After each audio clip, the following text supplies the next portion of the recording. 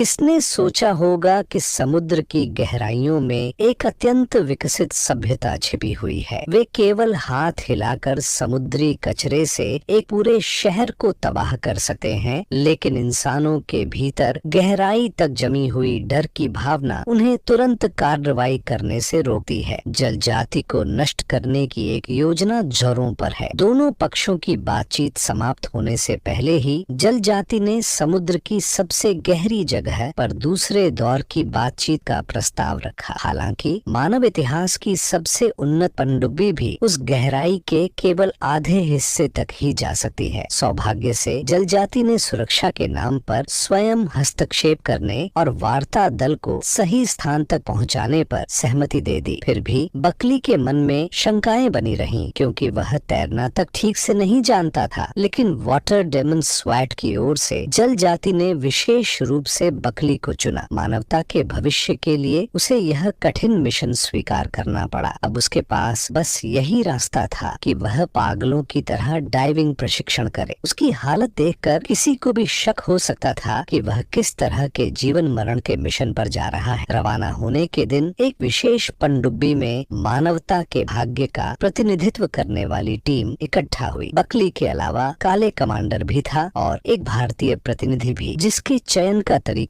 किसी को समझ नहीं आया। वे अपने साथ एक अनोखा उपहार भी लाए थे, एक पृथ्वी का चिन्ह। आधिकारिक बयान के अनुसार यह पृथ्वी की मित्रता का प्रतीक थी, ताकि जल जाति में अपने ग्रह के प्रति पहचान की भावना जागृत की जा सके। सब कुछ तैयार था। कई प्रतिनिधि इतिहास की सबसे मजबूत पनडुब्बी में ठूंस दिए गए, जैसे डिब्बे में बंद मछलियां। और जब कर्मचारियों ने आखिरी पेंच कस दिया तो केबिन का पिछला दरवाजा बंद हो गया। केबिन में मौत जैसा सन्नाटा छा गया। बकली को महसूस हुआ कि पनडुब्बी को धीरे धीरे नीचे उतारा जा रहा है। सभी सिस्टम तैयार हुआ, हम रवाना हो सकते हैं। इसके बाद मानो कचरे की तरह उसे समुद्र में फेंक दिया गया। चारों ओर की रोशनी तेजी से निगल ली गई और कानों में केवल स्टील के दबने की आवाज रह गई। माहौल हल्का करने के लिए प्रतिनिधियों ने मजाक शुरू किए। कोई हंसते हुए कहता है कि यह मौत की ओर दौड़ने वाली वार्ता है, जबकि जमीन पर बैठे लोग गुप्त रूप से युद्ध की योजना बना रहे थे। ब्रिटेन की संसद में अमेरिकी प्रतिनिधि डे ने अपना नया हथियार दिखाया, एक बर्फीला बम जो पानी के भीतर इस्तेमाल किया जा सकता है। साफ था कि वे जल जाति को पहले ही दुश्मन मान चुके थे। शांति वार्ता की कमांडर केट ने याद दिलाया कि वे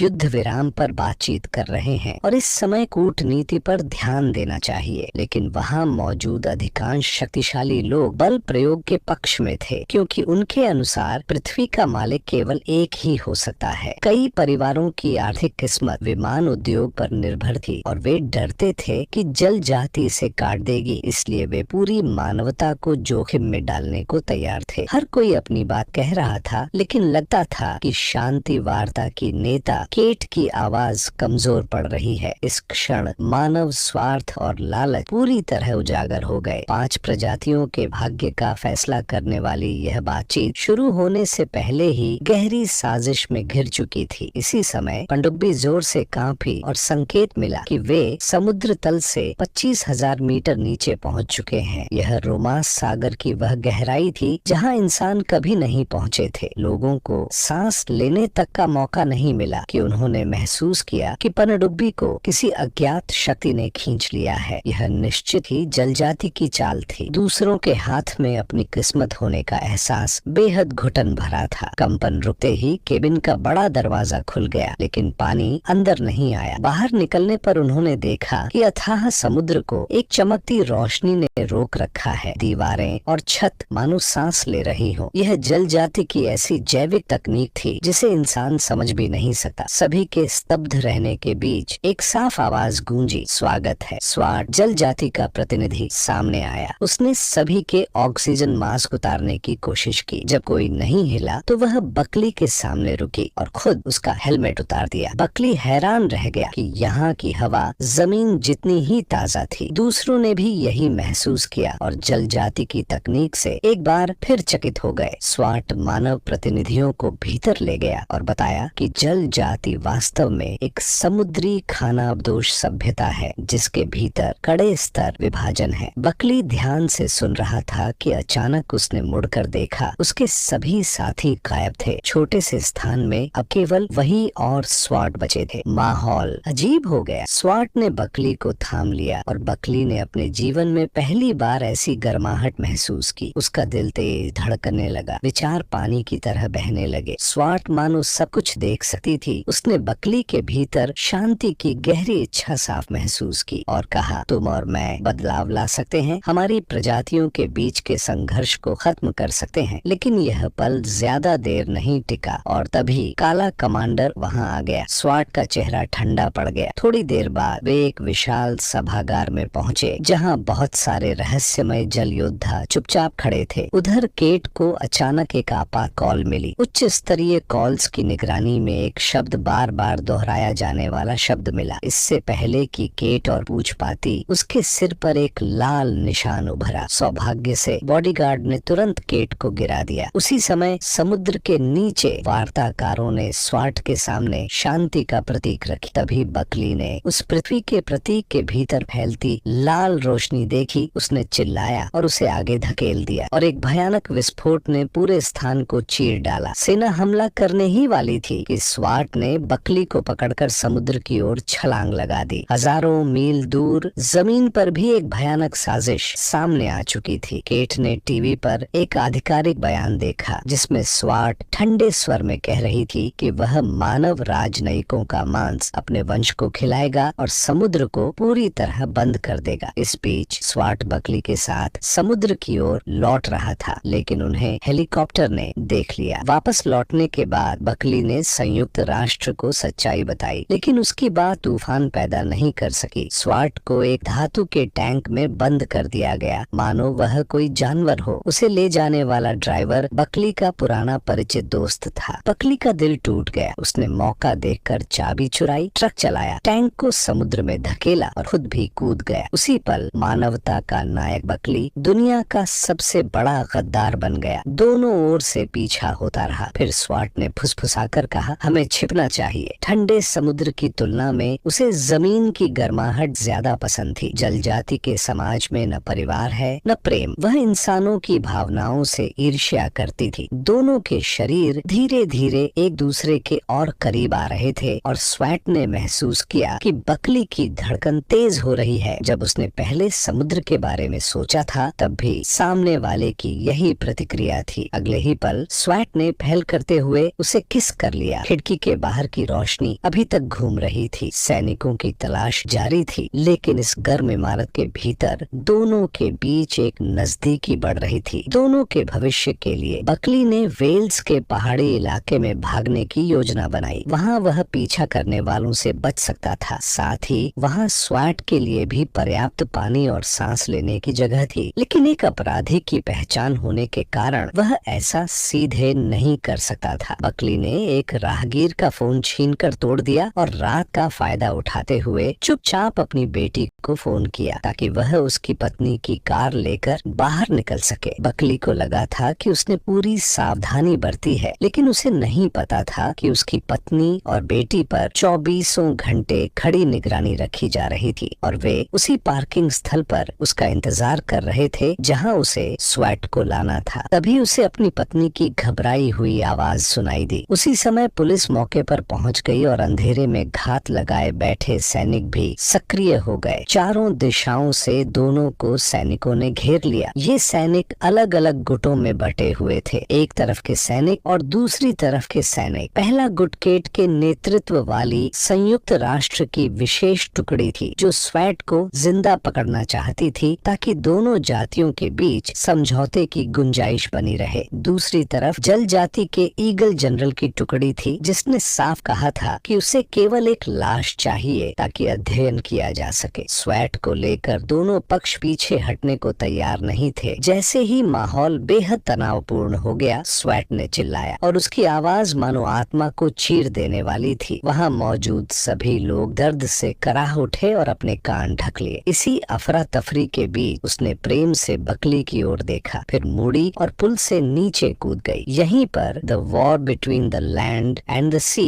के तीसरे एपिसोड और चौथे एपिसोड की कहानी समाप्त होती है। अगर आपको कहानी पसंद आई हो तो आगे भी जुड़े रहिए। अगली बार फिर